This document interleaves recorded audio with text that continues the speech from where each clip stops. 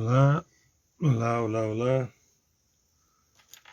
Sejam todos bem-vindos a mais uma live, mais um encontro, mais uma série do Pergunta. Hoje, meu convidado especial é o Mário Fernandes. Vou entrevistá-lo. Vamos lá, deixa eu...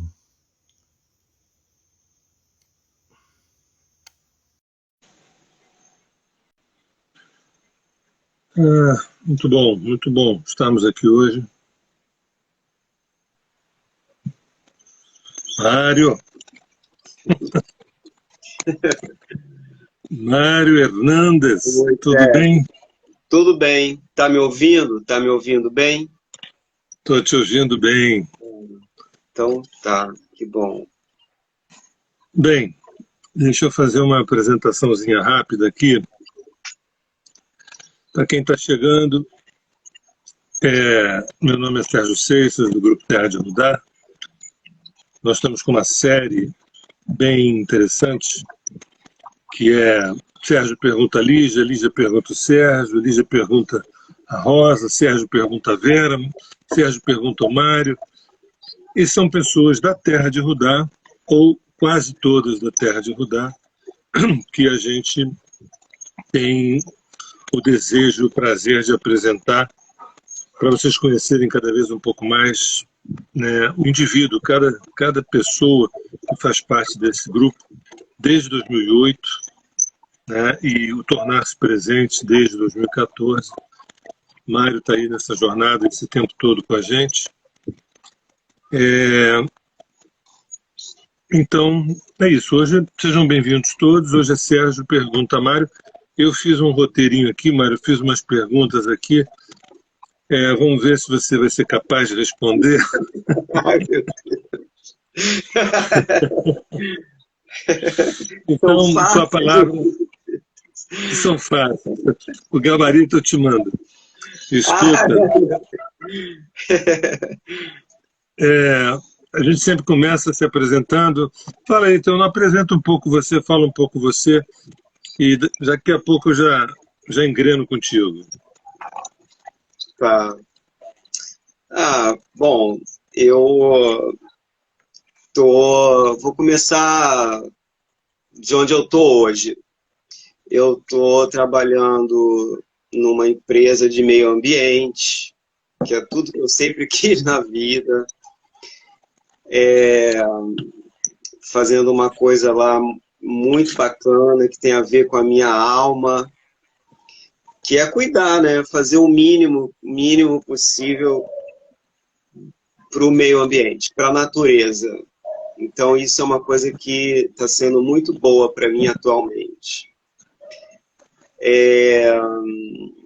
Eu estou nessa jornada da Terra de Rudá. Antes dela começar, né, Sérgio? Antes da Terra de Rudá se formar, a gente já estava caminhando juntos. Então, assim, é um caminho maravilhoso, olhar para trás e ver, né, tudo isso que a gente passou, que a gente construiu, dá uma satisfação assim, muito boa para a alma, porque a Terra de Rudá, ela cuida da alma, né? Da alma das pessoas. E é isso, mais alguma coisa? Podemos encerrar, que já está bom. Vamos, seguinte, é bom também lembrar para as pessoas, né, que às vezes a gente incorre no erro, né, de achar que, nossa, os 5 terapeutas da Terra de Rudá se doam profundamente, inclusive um trabalho gratuito em muitas instâncias, né? Mas é bom saber que o que a gente recebe é tão proporcional àquilo que a gente dá, àquilo que a gente doa. Então, a gente não faz esse trabalho porque nós somos apenas assim dadivosos, não é? Que a gente precisa aprender, a gente precisa crescer, a gente precisa se desenvolver, né? E o Mário, por exemplo, eu conheci o Mário Não, como é que é? Lá na, Unipaz. Na Unipaz, conheci o Mário na Unipaz e fiquei encantado quando vi o Mário vai falar daqui a pouco, eu vou provocar ele, mas o trabalho dele com as flores, né, a arte floral dele, né, e a figura humana do Mário. Então, mas antes, como ele me falou, tinha a Terra da Trindade, né, que era um grupo que se reuniu em torno de Jean-Yves Leloup, né, ali na... E aí a gente veio caminhando, fazendo retiros e tudo mais, até o momento que a gente foi para o nosso caminho e o Mário está aí com a gente desde esse tempo todo. Um dos fundadores da Terra de Rudá, né? Vocês vão ter a oportunidade de conhecer uma figura assim, assim de uma criatividade assim, absolutamente impressionante, absolutamente impressionante. Mas, Mário, é o seguinte, eu queria te perguntar, você fazer uma síntese da tua trajetória, assim, como é que foi a tua trajetória, o que você estudou, por onde você andou, entendeu? Bom, Lá de trás. eu estudei o meu primário, né, o meu jardim de infância foi num colégio agrícola, num colégio rural. Então eu já comecei a me familiarizar com essa área que eu vivo hoje lá desde a minha infância, nesse colégio rural. A gente ia para a horta, a gente ia para o pomar da escola, né? Você Então a tinha gente... quantos anos? Você tinha quantos anos?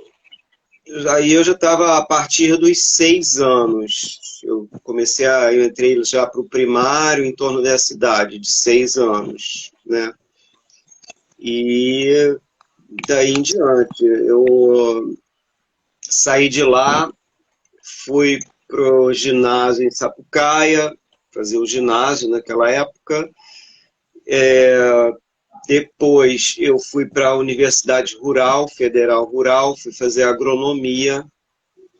E aí, na agronomia, é que eu tive a oportunidade de perceber a natureza um pouco além da forma, né, do que a gente percebe, do que a gente toca, do que a gente cheira. Porque aí lá tem, assim, a engenharia agronômica ela é muito ampla, o currículo é muito amplo. A gente tem desde de botânica, fisiologia vegetal, química vegetal, técnicas agrícolas, é muito grande. Engenharia rural, que é a construção civil rural, aí passa pelo desenho. E lá na rural eu tive o primeiro... Lá na rural não. O meu primeiro contato com as flores, com o jardim, foi lá na fazendinha onde eu nasci, onde eu passei minha infância. Então lá foi onde eu tive esse contato assim muito muito próximo, né, das flores. E aí tinha um lado místico, porque a gente ia para a missa domingo, então tinham as procissões, e aí tinham os andores, né, de Nossa Senhora, Jesus Cristo. O que eu mais adorava era ajudar a colocar as flores lá. Era uma brincadeira aquilo, para mim era muito bom. Mas Ou então, aí eu seja, fui para...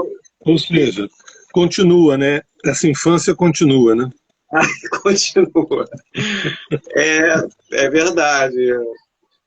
Aí eu terminei a universidade rural e fiz o mestrado em ciências do solo, que aí também foi um outro vislumbre do solo, da terra, como um ser vivo. Olhar para a terra não como uma coisa que a gente pisa, que a gente planta, que a gente cava, que a gente constrói, mas a terra como um ser vivo. Milhões de seres vivos, né, existem no seio da terra que a gente não sabe, a gente não vê, não percebe. A gente sabe que tem minhoca, mas existem milhares de outras espécies que pulsam vida na terra, no subsolo, né? Então, Mas eu me passei a diga, ver. me diga uma coisa, isso já estava no seio da família?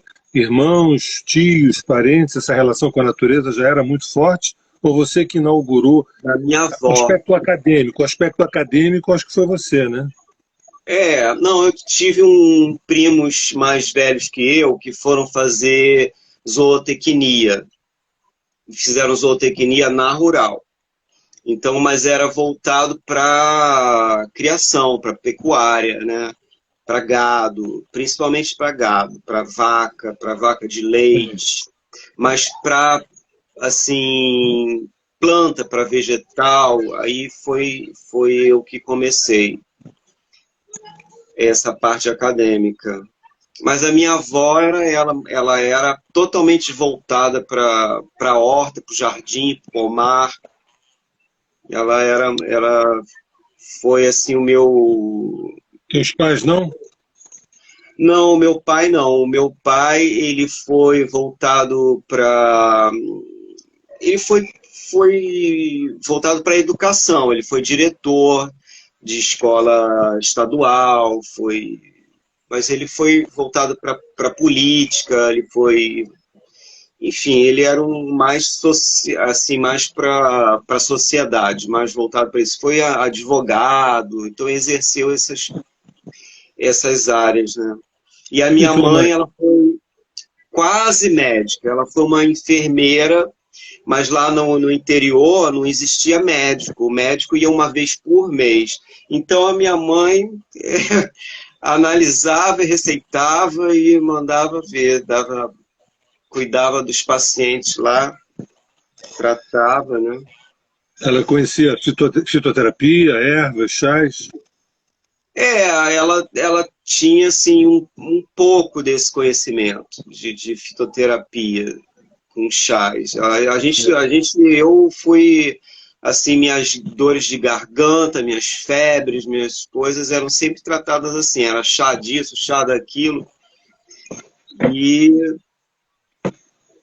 enfim, ela tinha muito assim esse lado, né? Bom, É bom lembrar aos que estão chegando aqui, eu estou entrevistando um homem verde, um homem totalmente verde. Vocês vão descobrir um homem pacificamente verde. Escuta, você falou um pouquinho, mas fala um pouco mais da tua infância. Eu fico com a impressão de você ter tido uma infância feliz. É impressão minha ou não? foi muito feliz. Eu tive uma infância assim, muito índiozinho, sabe? Muito índio. Muito assim, o que mais me traz assim forte da lembrança da infância são as jabuticabeiras floridas. Elas florescem, assim, são muitas, é um pomar enorme de jabuticabeiras, assim, centenárias, né? Mais que centenárias, eu acho. Atualmente, mais que centenárias. Então, quando elas florescem, Então, além daquele... frutificando, e elas frutificam mais de 100 anos? Sim. Agora, eu vou para lá agora no segundo turno para votar e elas já devem estar carregadas, porque do primeiro turno estavam floridas. Então, ficam assim, elas ficam branquinhas, né? As flores são caulifloras, então branquinhas, e aquele aroma e um mantra, assim, um som da terra. É assim, ó. É o dia inteiro aquele som. Milhões de abelhas. Milhares de abelhas. O mês da colheita é outubro, né? Mas às vezes tem temporão, se cai uma pancada de chuva, né? Ficou muito tempo seca, de repente cai uma pancada de chuva, parece que elas aproveitam a oportunidade. Uma curiosidade, essas jabuticabas estão perto de água ou estão no seco? Tem uma parte delas que estão perto de água, perto do rio, passa um riacho lá, o Rio São Francisco, que não é o famoso, é o Rio São Francisco II. É. Tem lá, e lá, mas lá em cima, na parte onde fica a casa, não está perto do rio. Mas lá é uma região que assim tem um período de estiagem, né, que dura uns 3 meses, 4 meses no máximo, assim. Mas aí quando vem a chuva, fica um clima maravilhoso, assim, muito, muito bom. Mas as jabuticabas longe da água, elas frutificam igualmente as que estão perto da água? Mesma coisa? Sim, sim. Muito, muito, Ah, muito, muito. Às vezes acontece de uma árvore, uma jabuticabeira, num ano, florescer menos, frutificar menos. De repente, no outro sim. ano, ela vem com a força toda. E elas estão no sol ou à meia sombra? Sol. Acho que, por exemplo, tem uma mangueira lá que cresceu demais, abafou umas jabuticabeiras, quase matou. Elas ficaram sufocadas ali. Então, a gente agora podou, cortou essa mangueira para poder bater sol nelas. Elas Mas são eu de te, inter- sol. mas eu te interrompi. Você estava falando da felicidade da tua infância. Diga lá. Então, aí tem essa felicidade que é essa magia aí das jabuticabeiras. Então, tem a época que eu passava o dia inteiro chupando jabuticaba e não almoçava, não jantava, não tomava café da manhã, nada. E Aí tinha que tomar, depois ia para o banheiro, né? depois tinha que tomar um desentupidor, porque às vezes eu engolia com caroço, o caroço não é digerir, não digere de É. jeito nenhum. Então, até eu aprender isso, né, eu aprendi assim. Mas aí teve uma parte maravilhosa da minha infância também, que foi o teatrinho, o teatro. A minha irmã que me colocou nessa brincadeira, que era uma coisa completamente inusitada e fora do contexto da fazendinha de Aparecida. Era uma coisa assim completamente fora da realidade de lá, o teatro. Muito fora. E porque tudo girava em torno da igreja, né? Da igreja, era uma igreja imponente, enfim, uma vila, não é uma cidade, é uma vila. E o teatro a gente foi muito ousado de fazer. A gente fazia coisas assim de criança, né? Mas é, sempre comédias, coisas engraçadas, que faziam as pessoas rirem muito. Mas quem que Então, escrevia o texto? Quem que escrevia o texto? às vezes, a minha irmã escrevia, às vezes eu escrevia e ela ia lá e dava uma melhorada na coisa. Às vezes não tinha texto. A gente, vamos imitar. Era aniversário, o aniversário da minha avó era a maior festa do ano. O aniversário dela era tudo. Não tinha Natal, não tinha Réveillon, mais nada. Era aniversário da vovó. E aí a gente resolveu fazer o teatrinho no aniversário dela. Foram alguns anos fazendo. E era sempre improvisado. A gente imitava as tias. Então, cada um incorporava uma tia e imitava. Isso gerava um certo desconforto, porque criança não tem papas na língua, né? E elas se viam ali, né, Sim, se representadas. viu. E aí, ora, é você, Marita! É você, Celina! Era assim. Maravilhoso, maravilhoso. Deixa eu fazer um parênteses importante aí para quem chegou na Terra de Rudá depois da pandemia, né, ou durante a pandemia, que não teve a oportunidade de conhecer os nossos retiros. Tem muita gente aí que já foi nos retiros e sabe o potencial desse homem verde chamado Mário, que nós temos alguns momentos dos nossos trabalhos, né, que são momentos plásticos, criativos, onde entra um pouco da dramaturgia, de música, de dança, uma série de situações, além, evidentemente, dos conteúdos filosóficos e espirituais que a gente trabalha. E o Mário ele sempre tocou profundamente as pessoas com a capacidade dele de pegar um pedaço de um galho qualquer e transformar numa obra de arte completamente tocante e profunda. Então, para quem tiver a oportunidade de um dia conhecer o trabalho do Mário, tanto na Terra de Judá como fora da Terra de Judá, vai ficar encantado com essa capacidade de vivificar aquilo que parece morto, sabe? Eu ficava muito impressionado caminhando com o Mário, ele olhava um pedaço de coisa qualquer no chão, aquilo que era lixo, entre aspas, ele pegava e quando eu via aquilo aparecia dentro do standard que a gente ia dar uma palestra, aquela coisa totalmente estranha e ficava sempre belíssimo, sempre belíssimo. Então tem um toque assim, um toque de mago mesmo, né? Mas enfim, vamos fazer uma migração aqui, porque se deixar você vai falar da tua infância a noite inteira. Eu vou ter que te cortar. Eu já estou aqui pensando no que tenho mais para falar da infância. Não, vai falando ao longo. Deixa para outra vez. Deixa para outra vez. Deixa eu te falar o seguinte. A criança costuma crescer e virar adulto. Como é que foi essa história de você adulto? Foi fácil? Foi bom? Foi difícil? Conta pra gente. Custou. Tá custando. Tá demorando. Tá demorando muito.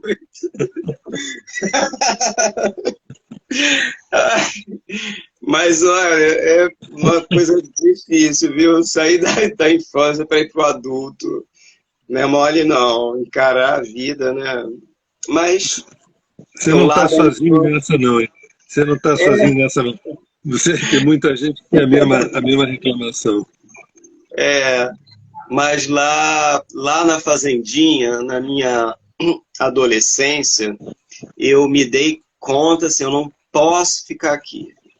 Eu não posso, eu tenho que sair daqui. Tenho que sair daqui. E aí eu vim morar com minha irmã no Rio, minha irmã se casou, veio morar no Rio, eu vim para cá e a minha adolescência, a minha pré-adolescência, para adolescência foi essa transição da cidade para o Rio. Mas essa transição, menino, ainda está difícil.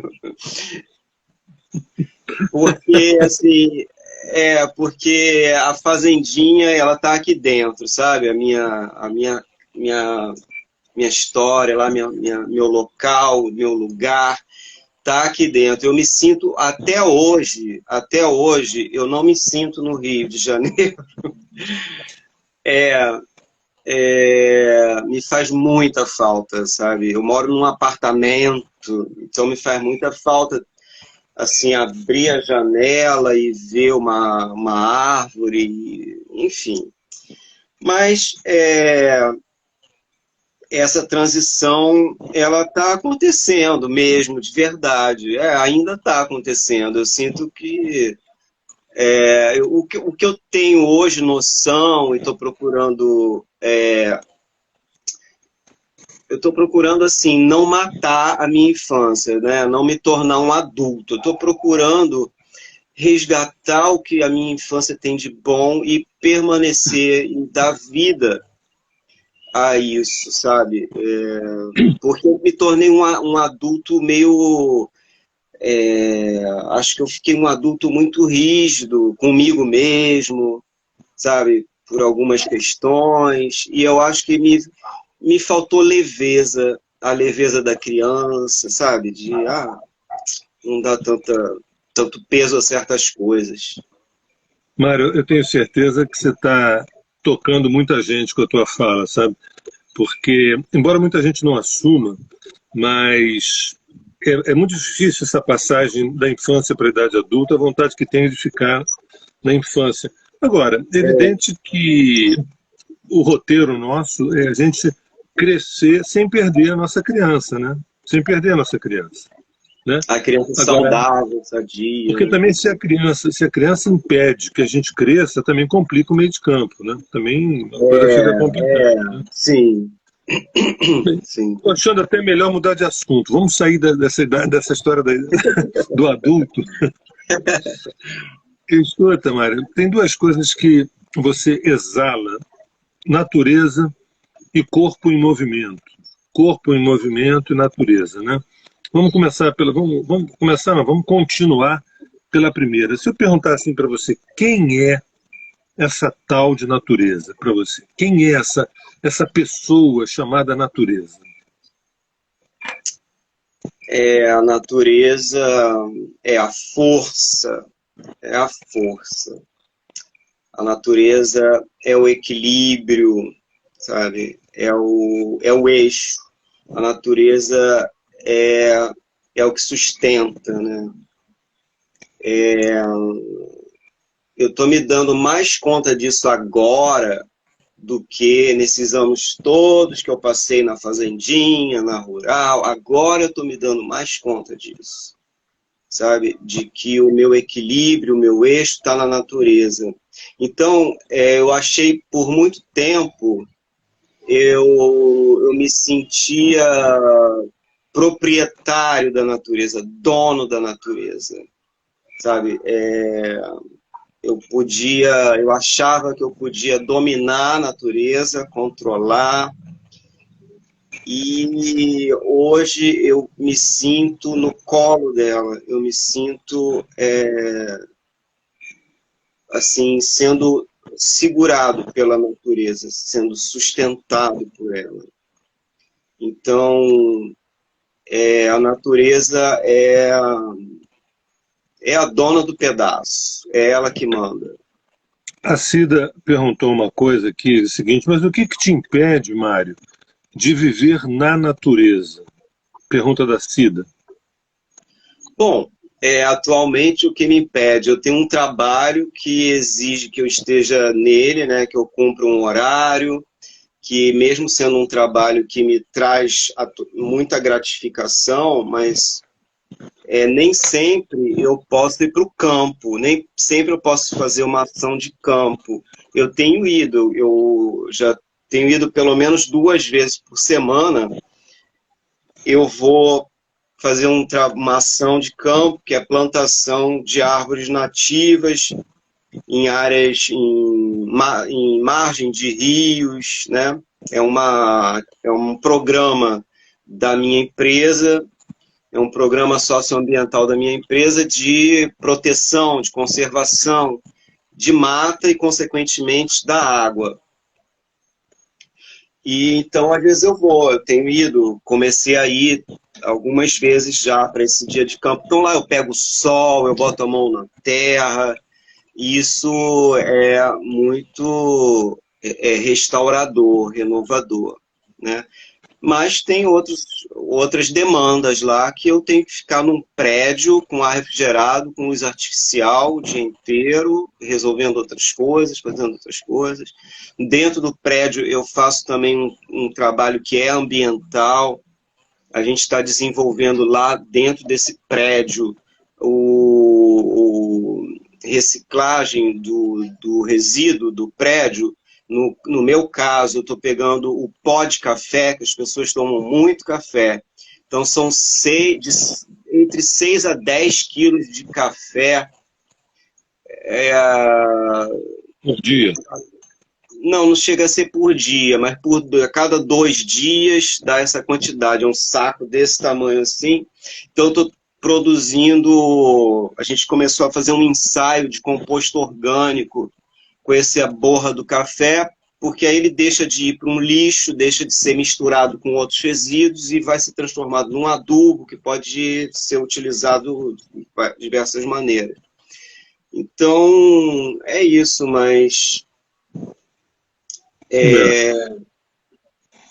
Que legal. Você sabe que eu uso aqui a borra de café, né? Eu uso aqui no sítio também borra de café, embora a gente tome muito pouco, né? Muito, muito, muito pouco, mas todo pouco que a gente toma eu guardo para botar nas plantas. Eu falei da natureza e do movimento, né? Do corpo em movimento, da dança. Eu também posso te perguntar quem é essa dança? Qual é o tamanho que ela ocupa na tua vida, né? A dança. A dança, ela é... Você não falou da biodança, né? Você não chegou a falar da biodança. Pois é, a biodança foi uma coisa maravilhosa, que me trouxe uma leveza, que me fez enxergar a tal da criança que estava trancafiada e assim, enrijecida, magoada, ressentida, traumatizada, e eu consegui passar a ver uma criança saudável, uma criança leve, uma criança curiosa, espontânea, mais leve. Então, isso a biodança me deu esse ajuda, né? Esse olhar. E a dança é a respiração, né? É o piscar de olhos, a dança é o movimento da boca quando fala, a dança são as folhas que balançam com o vento, a dança é a vida, dança é vida. Sem dança não tem vida.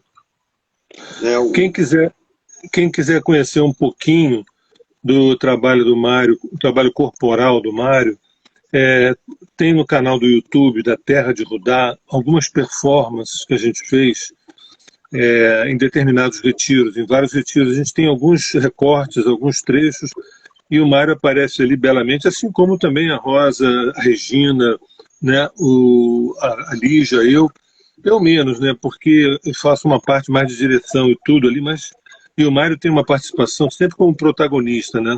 Não sei porquê, mas sempre como protagonista. Não sei porquê. Mário, escuta só. Você, na minha opinião, você é um grande artista. Não sei se você concorda comigo, não sei se você tem a mesma opinião que eu. Mas, na minha opinião, você é um grande artista. Você se sente em dívida com esse artista? Você se sente com crédito? O que você sente com esse artista? Eu me sinto muito em dívida, muito. Mas tem uma coisa que me consola, que eu acho que Deus ele está em dívida com a arte, o próprio Deus, o próprio Criador, a fonte de vida, ele não conseguiu ainda terminar a obra que ele começou. Ele tem tanta criatividade que a obra dele não está pronta ainda tem muita coisa para construir, muita coisa para melhorar. E eu acho que talvez essa dívida, eu tenho realmente um sentimento assim de, poxa, caramba, queria fazer isso agora, mas não dá agora. Queria fazer aquilo, pô, isso aí, eu tenho umas ideias, umas coisas que eu queria agora, hoje, mas não dá agora. Mas então você deu margem. Diga. A gente vai caminhando, né? A gente vai caminhando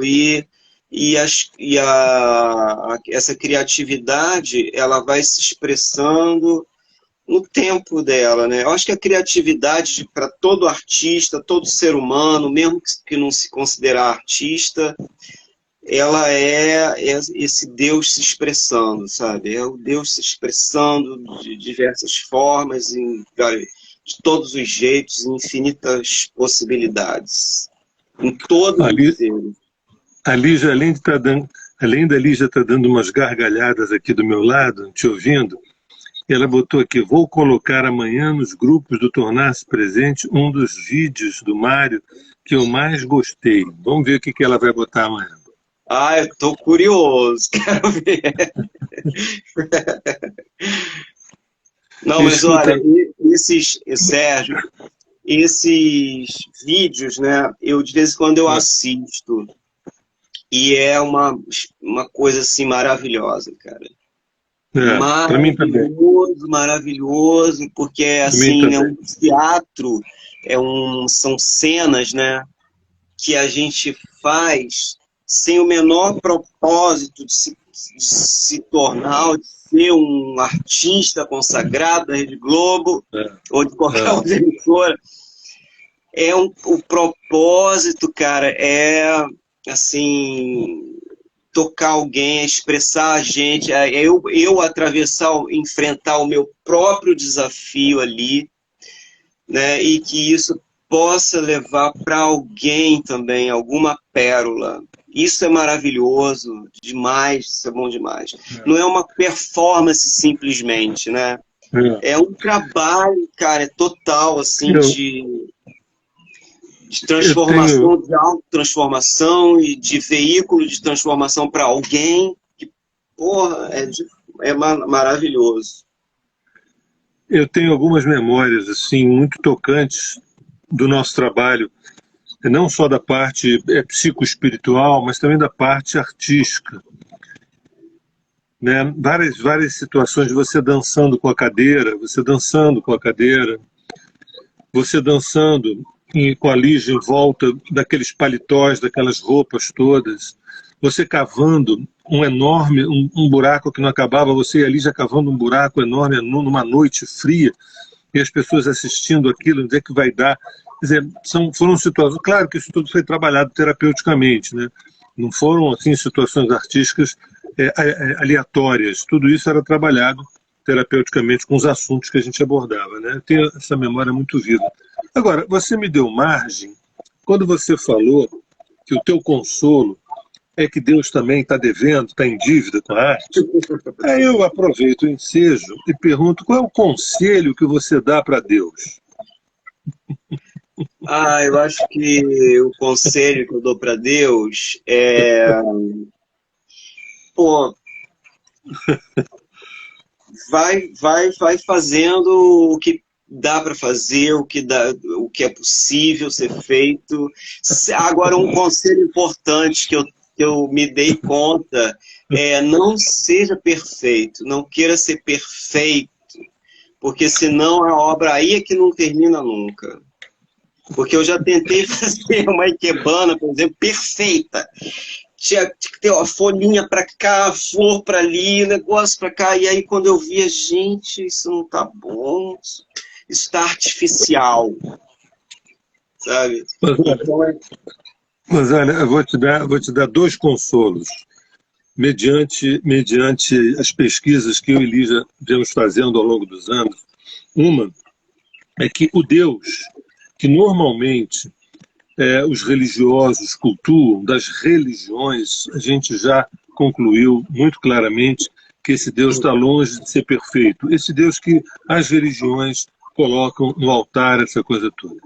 Agora, pior do que isso ainda, ou melhor do que isso ainda, é o seguinte, que o Deus que a gente chama, que é a fonte primordial, né, ou seja, é marcado pelo agora, né, é representado pelo agora, também está em estágio de evolução, sempre num processo de evolução. Então, isso é um consolo para a gente, para cada vez que a gente erra, cada vez que a gente escorrega, perceber que nós estamos em coparceria, em cocriação, a gente com aquele ser que talvez erre muito menos, muito menos, né? Mas está todo mundo no processo evolutivo.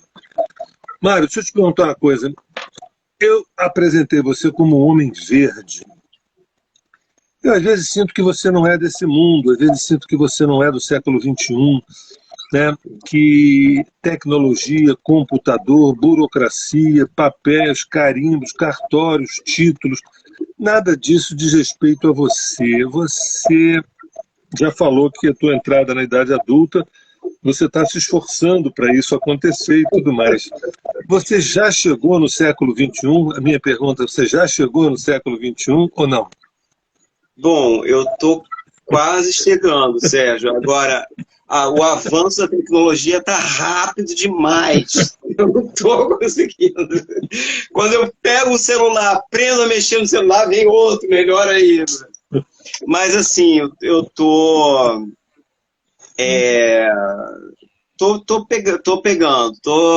pegando esse bonde. Assim, mas então, não na velocidade que essa geração aí tá, mas eu tô pegando. Mas então eu vou te dar uma ajuda, vou te dar uma cola para a prova, que é o seguinte: e a tecnologia do afeto, como é que é para você? É mais fácil? Essa é. Lá no meu trabalho, nossa, olha, assim, é uma coisa assim que eu não tenho muito controle sobre isso. É uma coisa que, quando eu me vejo, eu estou abraçando alguém. Maravilhoso, isso é maravilhoso. Quando eu me dou conta, né? Assim, eu cheguei lá e aí o meu coordenador, o assessor lá que me levou para lá, ele falou: Mário, traz seu currículo, quer ver seu currículo? Aí eu botei meu currículo lá e ele falou: Mário, que é isso, biodança? Mário, que é isso, Ikebana? Que é isso? Aí eu fiquei vermelho, fiquei roxo, como é que eu vou explicar agora? Aí, bom, fui explicando, aí ele falou: eu quero conhecer isso, Mário. Aí eu falei: bom, vamos começar do seguinte, fazendo a primeira coisa que a gente vai fazer aqui. Esse setor aqui é imenso, é um salão imenso com várias baias, vários curraizinhos, cada ovelhazinha no seu curralzinho, com seu computador, né? Clicando ali, tarará, tarará. E aí eu falei: isso aqui tá precisando de verde, tá precisando, eu tô no departamento de meio ambiente, não tem até tinha lá uma flor artificial. O problema é que o ambiente, porque o ambiente é meio e não é inteiro, é né? meio, não é inteiro. Tem que ser inteiro ambiente, né? E não meio ambiente. Aí eu falei para ele que os cientistas da NASA estão levando plantas nas espaçonaves, estão cultivando plantas lá em outro, sei lá onde, estão fazendo mesmo, de verdade, né? E como isso afeta a psicologia deles. Eles passam não sei quantos dias enfurnados, confinados dentro de uma nave, e a única troca de energia que eles têm ali é com essas plantinhas que estão conseguindo sobreviver. Então a gente precisa fazer esse experimento aqui. E hoje lá já está lotado de planta, então as pessoas já estão se dando bom dia, bom dia, bom dia, bom dia, já estão se falando mais. E às vezes eu chego lá, alguém me pede: Mário, eu queria uma mudinha daquela planta ali, adorei, não sei o quê. E aí eu vou lá, aproveito, a gente dá um abraço. Então o afeto é isso, sabe? O afeto, ele é mais fácil, muito mais fácil. É claro que eu vou devagar, assim, vou sentindo, né? Mas quando a pessoa menos espera, eu dou um bote. Olha, por falar nisso, deixa eu reivindicar, você está me devendo uma muda de noni. Há séculos, né? Há séculos, exatamente, há séculos. Toda vez que eu olho para um noni, eu lembro de você. Ah, que bom, eu fico tão lisonjeado com isso. Eu quero a planta. Escuta, deixa eu te perguntar uma coisa aqui. Nós estamos vivendo uns tempos delicados, tempos difíceis, tempos complexos, né? Quem está te ouvindo pode pensar que você é um espécime em extinção. Quando a gente liga a televisão ou abre o jornal, não é bem Mários que a gente tem encontrado nas redes, não, entendeu? Então você me parece um espécime em extinção. Eu te pergunto, na sua modesta opinião, quais são os valores mais importantes para um ser humano? A gente está vivendo uma semana importante, né? Uma época importante, uma época de escolhas muito importantes. Quais são os valores nobres para você de um ser humano? Bom, um deles é compaixão, é olhar para o outro, sabe? Olhar para o outro ser humano. Assim, não é uma coisa fácil, né? Não é fácil. Onde eu trabalho, tem um projeto Replantando Vidas que dá oportunidade para presidiários. São presidiários que estão em regime semi-aberto. Eles usam tornozeleira e tudo. Então, é um laboratório, sabe? Você, assim, conversar, falar. Já tem uma menina lá que está me ajudando lá, fazer uma tarefa lá que eu tenho que fazer. Ela é ex-presidiária. E, assim, olhar para o outro, sabe? Olhar para o outro que tem falhas, olhar para o outro que tem defeitos. É assim, é mais fácil olhar para um mendigo, para um morador de rua. É mais fácil, porque é um universo diferente do meu. Eu não estou naquele mundo. Então é fácil eu ser generoso com ele, eu dar um trocadinho, é fácil eu comprar um café da manhã, um almoço e dar para um morador de rua. É fácil isso. Agora é difícil a gente olhar para alguém. Cara, a gente está vivendo um momento difícil demais, viu? Olhar para alguém que concorda com esse governo que está aí. Desculpa eu falar isso. Me perdoa, mas olha, é difícil, mas é difícil, mas eu tenho na minha família. Está sendo uma coisa muito boa tudo isso que a gente está fazendo, isso que a gente está vivendo, esse pesadelo está sendo maravilhoso porque a gente está sendo mais verdadeiro, né? Pelo menos eu acho que a gente está sendo mais verdadeiro. Minha opinião é totalmente diferente da tua. Eu não acho isso, não penso isso. Mas, enfim, acho que a compaixão é uma coisa, assim, é uma qualidade, uma virtude que a gente precisa desenvolver muito, muito a compaixão, né? Outras coisas são fáceis assim da gente dizer, que é o amor, a gratidão. A gratidão à terra, a gente precisa desenvolver isso. Sair do discurso, né? Sair da, daqui da mente de que agradecer a Mãe Terra pelos seus, pela natureza, pelo alimento. É lindo isso. Mas a gente precisa ir para ação. A ação. O que eu posso fazer realmente pequenininho na minha casa? Eu vou separar o lixo aqui, porque não tem coleta seletiva de lixo, não tem, mas eu vou fazer assim mesmo. Sabe, eu vou diminuir o consumo de, sei lá, de desodorante, aerosol, mil coisas que a gente pode, pequenas, que a gente pode ir para o plano da ação. Então, esse desenvolver, esse olhar para a natureza, né,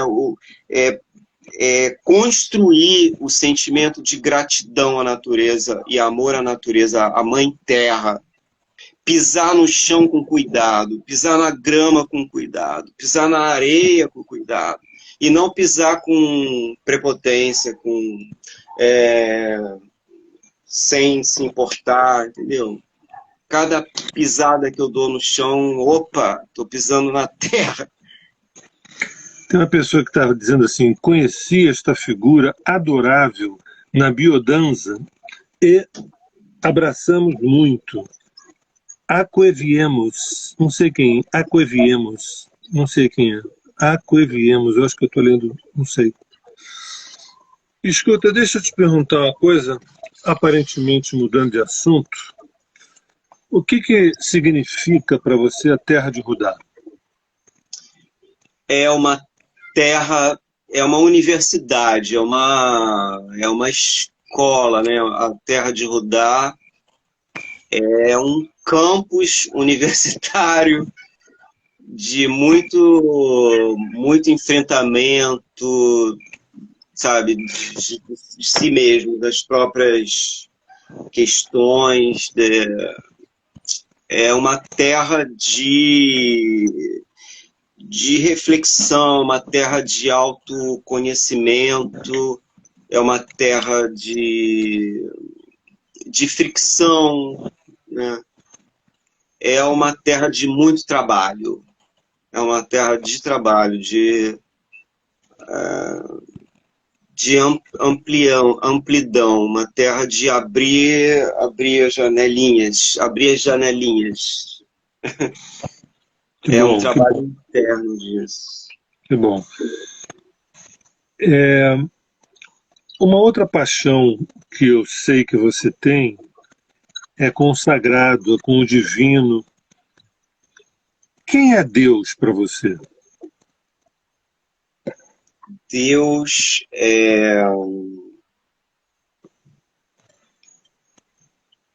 Deus, ele é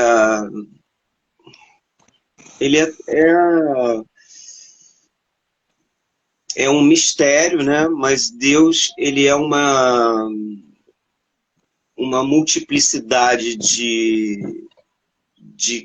coisas, de seres, de pessoas. Ele é a fonte, né? Deus é mil possibilidades. Deus é a expressão, é a expressão através de cada um de nós. Deus é tudo isso junto. Eu não consigo definir Deus como uma coisa só. Assim, acho difícil colocar Deus como um único, uma coisa única. Isso é Pode um ser bom que sinal. seja, pode Isso é um ser bom que sinal. seja, né? Mas é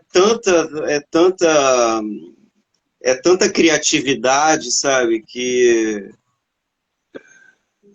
Tem uma acho que frase no tal, tem uma frase no tal que diz assim: o tal que pode ser explicado por palavras não é o verdadeiro tal. Entendeu? Eu acho que o mesmo pode ser aplicado a Deus. O Deus que a gente consegue explicá-lo é porque de fato não é Deus. Porque é muito complicado, né? Eu fico imaginando como é que uma formiga descreveria um ser humano, né? é, Uma é limitação, verdade. uma limitação tão gigantesca de uma formiga, olhando para o ser humano, o que ela diria, né? Que ele é É, grande, um gigante que é poderoso, que é isso, que é aquilo. Só que tem caspa, tem unha encravada, tem mau hálito, tem vontade de matar o outro, entendeu? E aí, exatamente. por Eu aí acho que é vai. por aí. É Deixa complexo. eu te perguntar uma coisa. Você no início falou belamente da tua infância, depois você teve dificuldades de dizer, olha, está difícil de entrar na idade adulta, estou me esforçando, estou me empenhando. Mas o tempo está passando, você e eu e todos nós estamos envelhecendo a cada dia. E eu te pergunto, você sente a ação do tempo? Você sente o envelhecimento? O que é a velhice para você? Você ainda não é? Ou você está em vias de? Como é que você sente isso? Olha, acho que há bastante tempo que eu me sinto velho, há bastante tempo, mas atualmente a velhice, o envelhecimento, ele tomou conta de tudo, de tudo. Ele domina tudo na minha vida, essa questão do envelhecimento. Como assim? Como assim? Enfrentar o envelhecimento, lidar com o envelhecimento que já está se manifestando nos cabelos brancos, nas rugas, às vezes nas sensações do corpo. Então, quando atualmente eu quase não me olho no espelho, eu evito, sabe? Então, assim, os outros traumas que eu tinha, né, de infância, as questões mais difíceis que eu já passei, tornaram-se menos importantes. O envelhecimento, ele é, assim, tem duas faces do envelhecimento, né? Tem aquele envelhecimento que é da lamentação, da frustração, de coisas que eu não fiz, coisas que não dá mais para fazer. Simplesmente o tempo passou, acabou. Isso é difícil pra caramba para enfrentar. Mas tem um lado bom, sabe? Que você deixa certas preocupações de lado. Ah, isso não cabe mais. Agora deixa isso para lá, para outra geração resolver, porque eu já não, isso já não importa mais, sabe? Envelhecer é uma coisa maravilhosa, né? Porque a gente tem, assim, alguma experiência de coisas que a gente já viveu, já passou, que a gente não, se a gente aprendeu a lição, a gente não vai repetir de novo. e a gente vai procurar fazer uma coisa um pouco melhor. Enfim, o envelhecimento tem esses dois lados. O lado Olha, da perda do que passou e do que não dá mais, mas também tem o lado positivo de você construir algo, criar algo, fazer algo, sabe? Porque isso é urgente. Isso é importante, sim. É mais fácil, com o envelhecimento fica mais fácil escolher o que importa agora. O que importa? isso aí, isso aí. Isso é maravilhoso. A Janaína está fazendo um afago em nós dois, dizendo que vocês são sábios e isso é que vale. Entendeu? Então está fazendo um afago. Agradeço, Janaína. Seguinte, agora você fala, quem não conhece o Mário, né, não sabe que lá nos retiros, os nossos retiros, que via de regra são quinta, sexta, sábado e domingo, ou sexta, sábado e domingo, a gente chega lá domingo ou segunda-feira da semana e trabalhamos muito, porque é um trabalho maravilhoso e muito, muito árduo também, né? E esse homem que está aí, que está falando que se vê velho, sabe? Ele acorda cedíssimo, é quase o último a dormir, trabalha intensamente, muito, muito, tanto na área de ambientação, na área de florais da ambientação, da arrumação das flores, como também do trabalho terapêutico que ele faz, como também do trabalho de dança que ele faz, né? O trabalho de terapia com as flores, e ao mesmo tempo ele é responsável pela beleza do lugar. Então, e com uma flexibilidade corporal, você fala assim, o Mário tem 38, 42 anos, entendeu? E na verdade vai fazer 80 semana que vem. Você vê como eu estou bem, né? Brincadeira, gente, estou brincando, hein? Não é nada disso não. Quer dizer, não é nada disso não, os 80, o resto tudo que eu falei é verdade. Me diz uma coisa, Mário, e essa tal de morte, quem é ela? Você já... O que ela representa para você? A morte, ela... eu estou muito influenciado por duas coisas. Uma é a Ikebana. A Ikebana, ela fala de morte. E a outra coisa é a EQM. As EQMs que eu tenho escutado muito, assim, relatos, né, de quase morte. E, bom, acho que a morte, a gente precisa... ela é um fato. Ela é um fato. A gente precisa pensar muito na vida. Pensar muito na vida. E o que me ensina a olhar para a morte, uma das coisas que me ensina a olhar para a morte é a arte floral, a arte da Ikebana. Porque é uma arte muito efêmera, muito passageira, né? A gente faz um arranjo belíssimo, com flores lindas, e no dia seguinte já tem uma folhinha murcha. Daqui a 3 dias, uma flor já caiu uma pétala. E daqui a pouco a flor murchou. Então é um exercício, sabe, de desapego e também de ver a beleza dessa passagem, né? Ver a beleza disso. Um parênteses. A Cida está perguntando qual é a sua idade. 50 euros. Olha, não passe vergonha aqui não, hein? As mulheres que antecederam essas perguntas... Eu estou com 63. Opa. É mesmo 63? Não, é isso mesmo? Não pareço, né? Não, mas é 63 mesmo? Não, claro que não. Não, 58. Ah, pois é. Bem que eu vi, tinha algo errado aí. Mas as mulheres que te antecederam aqui nesse nosso programa do Fulano Pergunta Beltrano todas chegaram aqui falando as idades e ninguém botou na parede, não, foi espontâneo, né? Só eu que não falo a minha, embora todos saibam, né? Mas isso é coisa lá das minhas tias. Eu tenho uma tia, a tia Zoraida, ela faz contagem regressiva. Ela, a partir de uma idade, agora é contagem regressiva. Me perguntou a idade, é um ano a menos. Escuta, nós estamos caminhando daqui a pouco, infelizmente, para o nosso término, né? Tem alguma pergunta que eu não te fiz que você gostaria que eu tivesse feito?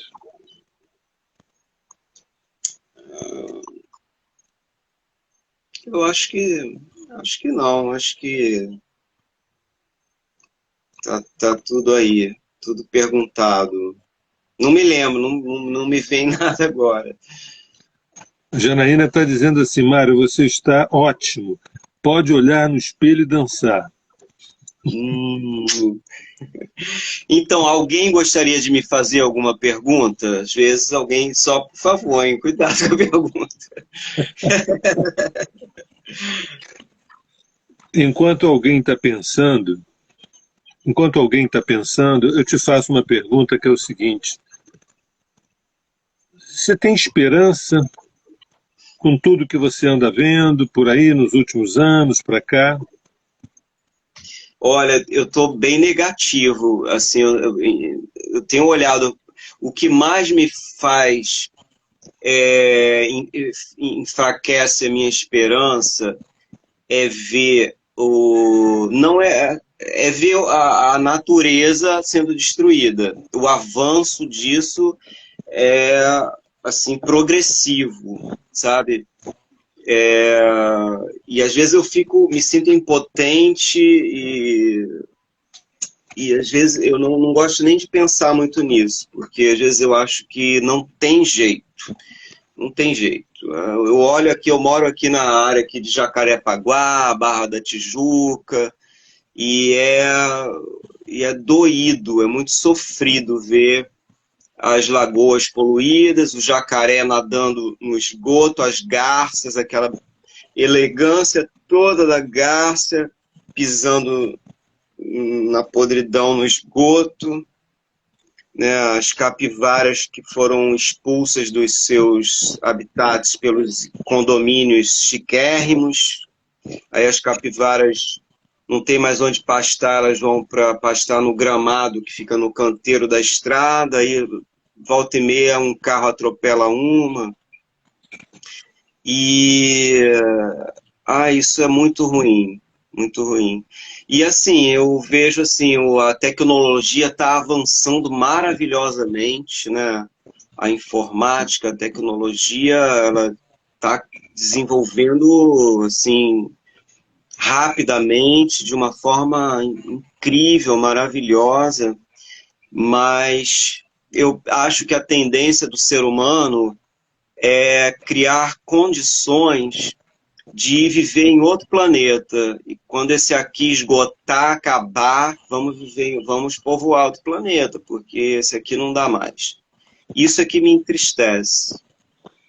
Mas, Mário, assim, eu estou diga. falando isso, mas eu tenho lá, por exemplo, no meu trabalho, eu tenho visto, eu tenho encontrado pessoas que têm essa paixão pela natureza, que sofrem com isso, que querem atuar nessa área de alguma forma concreta, né, para proteger, para diminuir o avanço da poluição, da destruição. É isso. Rapaz, o pessoal desembestou a fazer pergunta. Então, toma lá. A Filomena perguntou se você ainda sonha.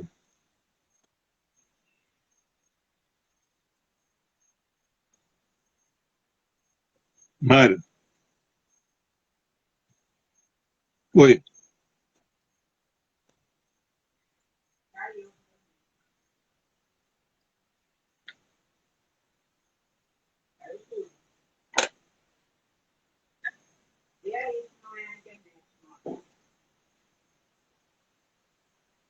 Não sei, aqui Mário, Mário,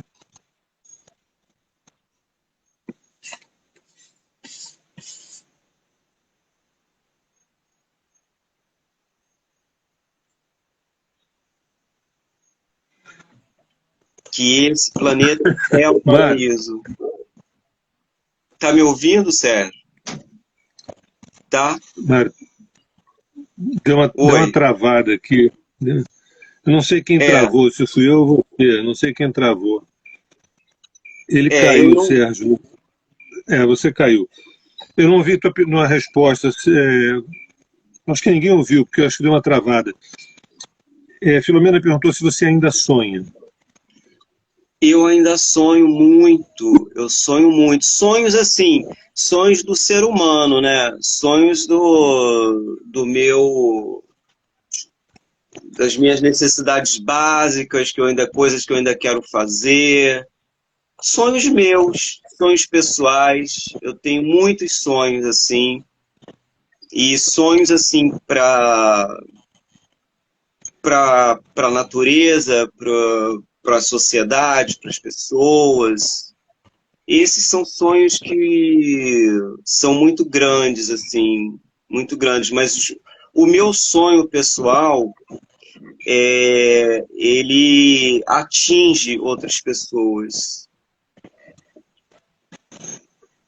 Eu sonho, sim. Tá. A Janaína perguntou se, com tudo isso que você falou e estamos falando, e esse mundo como está, ela quer saber qual é a sua fé que te sustenta. Bom, eu tenho a minha raiz, a minha origem lá da minha família, da minha infância, da minha comunidade, né? Uma fé cristã, uma fé no amor de Cristo, uma fé na Mãe, na Divina Mãe, e, é, e atualmente eu tenho uma fé no Meixo Sama, que é uma pessoa que eu tenho uma afinidade com ele, porque ele tem uma visão da natureza muito, muito boa, muito maravilhosa, sabe? De, de resgatar o natural do ser humano, o ser humano natural. Isso é muito bom. Através da ikebana, através da agricultura natural. Então, isso é uma coisa boa para mim. E tenho fé eu olho para as árvores. Para mim, árvore é um Deus. Eu olho para uma árvore, se eu abraço uma árvore, eu me sinto abraçando Deus. Sabe? O próprio Deus ali encarnado. Quem não abraçou uma árvore ainda, abrace, porque abrace sem pressa, né? Sem pressa e sem vergonha de estar pagando mico. Abraça e liga o foda-se. E fica lá abraçado, respirando com aquela árvore. Pô, olha, com certeza vai sentir uma coisa diferente, boa. Mário, a Magda perguntou qual, na sua opinião, qual a verdadeira razão para você estar aqui, nesse teu corpo, nesse planeta? Nossa, essa pergunta é profunda. A culpa é da Magda, não é minha não, hein? Eu acho que se eu posso falar de uma razão, se eu posso definir uma razão, a minha razão de estar nesse corpo, nesse planeta, é dar valor à natureza, ao meio ambiente, à vida, a todas as formas de vida, sabe? o oposto disso, né, o oposto de não dar, de não ter isso como uma razão de estar aqui encarnado, é a depressão. A depressão é isso, você não tem razão para estar encarnado aqui. Para quê? Para que isso? Por que Magda essa vida, por que esse corpo? está dizendo que te ama. Escuta, deixa eu te perguntar uma coisa. É uma pergunta minha, né? A gente está terminando, mas acho que a gente não vai terminar nunca. Mas, se você fosse uma planta, uma árvore, quem você seria?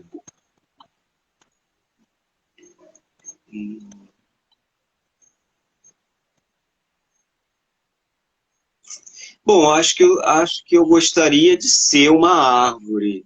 Eu gostaria de ser uma árvore, por causa da força dela, por causa das raízes, do tronco, de preferência uma árvore que desse flores e frutos, frutos comestíveis, frutos deliciosos. Eu gostaria de ser uma árvore assim que tivesse frutos muito saborosos. Não Então você sei já como. realizou, esse sonho você já realizou. A Lúcia Lazzarini está perguntando, mas então, Mário, qual planeta que você iria? Para onde você iria? Que planeta é esse? Ah, esse planeta. O planeta, eu não iria para planeta nenhum, eu ia ficar aqui mesmo. Porque a gente já está no paraíso. A gente já está no paraíso. É só tirar o homem daqui. Tira o homem daqui. Escuta, Acaba com o problema do planeta, gente. a, a Lígia está perguntando se você sabe o quanto você é amado por nós. Olha, eu não sei o quanto, mas eu sinto isso. Que bom. E por último, antes da gente terminar, você tem mais que agradecer ou que reclamar? Não, claro que eu tenho mais que agradecer, né? Mas assim, eu não sou perfeito, então tem horas que eu reclamo demais, mas graças ao bom Deus, eu me percebo reclamando demais. Eu falo, Mário, para com essa chatice, não dá, reclamação vai te levar aonde? Então, graças a Deus, eu percebo a reclamação interna, mental, a lamúria, e aí, peraí, para. Pelo menos para. Se não está sentindo gratidão por nada, pelo menos muda o foco, vai fazer outra coisa. Uma coisa maravilhosa que me ajuda a mudar o foco são os meus gatos. Pronto. Eu tenho uns gatos aqui em casa que é tudo de bom nessas horas. Mas para terminar, você tem algum contato que você gostaria de dar? Algum e-mail, algum Instagram, algum telefone, algum WhatsApp? Ou muito pelo contrário, esqueçam-me. O que você prefere? Olha, podem me ligar, mas é até 9 horas da noite, por favor. Mas eu tenho o celular que está lá no grupo Tornar-se Presente. Podem pegar lá meu contato. No Mas tem gente que Instagram. não, mas tem gente que não é do tornar-se presente. Mas aqui no Instagram eu tenho Mário Fernandes, com D mudo no final, é DS no final. Fernandes. Tá bom. Então, palavras finais para a gente terminar. Como é que você gostaria de terminar? Pra você dar um alô aí para essa galera que nos aturou esse tempo todo. Eu gostaria de solicitar a todos vocês que vocês passem a fazer composto orgânico em casa, que isso ajuda a natureza. Comecem a separar o lixo de vocês. Aliás, não é nem separar o lixo, não. Eu acabei de adotar agora o termo resíduo. Passa a separar os resíduos, porque os resíduos podem tomar um outro destino do que o lixão. ou podem até parar numa cooperativa, né, de catadores de lixo, mas de uma forma que não vai poder reaproveitar esse lixo de alguma forma e desacelerar a deterioração desse lixo na natureza, né? Então, mesmo que não tenha coleta seletiva no teu bairro, não tenha no teu prédio, não importa. Separa o lixo dentro da tua casa. Faz isso por você mesmo e pelas gerações futuras que vêm por aí. A Nádia Bordadeira está dizendo que você é muito lindo. Bem, então, eu quero agradecer a todos que ficaram com a gente até essa hora aqui, agradecer especialmente ao Mário de ter compartilhado uma pequena parte da história dele. E é para ele que eu botei mais para cima aí, que eu botei do quanto a gente chama ele. Não, eu já falei com ele. Do tamanho da cabeça, não. A Lígia está querendo que eu leia para você uma declaração de amor que ela fez para você sobre a jabuticabeira. Deixa eu ver se eu acho aqui. E o tamanho do nosso amor é do tamanho do quintal de jabuticabeira da infância dele. Está dizendo que o tamanho do nosso amor é do tamanho do quintal de jabuticabeiras da tua infância. Entendeu? Eu sinto até o perfume desse amor. Então é isso. Obrigado, Mário. Obrigado a todos. A gente vai continuar com essa série. A gente agora está tentando cercar a Regina. A Regina está difícil de cercar. A gente cerca de um lado, cerca do outro, mas ela foge. Mas ela vai chegar. Uma pessoa muito querida, tem muito a contribuir também. Uma contadora de histórias maravilhosa. E a gente vai prosseguindo. O que eu acho bem interessante, a Lígia recentemente fez uma live mostrando a importância da gente poder contar as nossas histórias. Falar das nossas histórias, por mais prosaicas ou insignificantes que pareçam, ali começa toda a revolução. Primeiro o interesse da gente poder ouvir o que o outro tem a dizer. Né? Se interessar pelo outro, se preocupar com o outro, como é que foi a tua infância. Daqui a pouco isso nos toma, a gente pergunta para os nossos pais, nossos avós, a gente conta para os filhos. Isso muda tudo, é uma diferença absurda. Esse é um papo que não é um papo denso, não é um papo ligado a papo cabeça, nada. Como foi, como é que você está, o que você está sentindo. Então, eu fico muito feliz, para mim foi muito, muito agradável, muito gostoso, muito sensível. Estar com o Mário sempre assim, os trabalhos todos que a gente faz, eu me divirto muito com o Mário, entendeu? É isso, então obrigado a todos e essa live vai ficar gravada e amanhã ela vai aparecer nas mídias aí, inclusive nos grupos do Tornar-se Presente. E termino dizendo o seguinte, finalmente, depois de 3 anos, ano que vem a gente retoma os nossos trabalhos presenciais. Vamos fazer ainda sem data e sem local, mas certamente no outono de 2023, um retiro de imersão.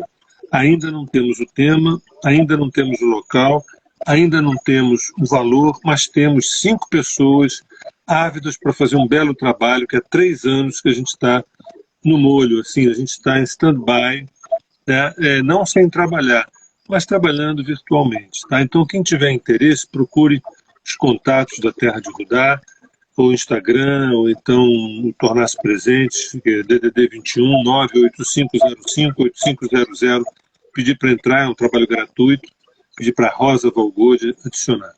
Gente, um abraço, boa noite, obrigado, Mário. E como eu costumo terminar as meditações de segunda-feira, até agora. Até agora. Muito bom. Muito bom. Obrigado, Sérgio. Obrigado a todos aí. Obrigado. Obrigado, Mário.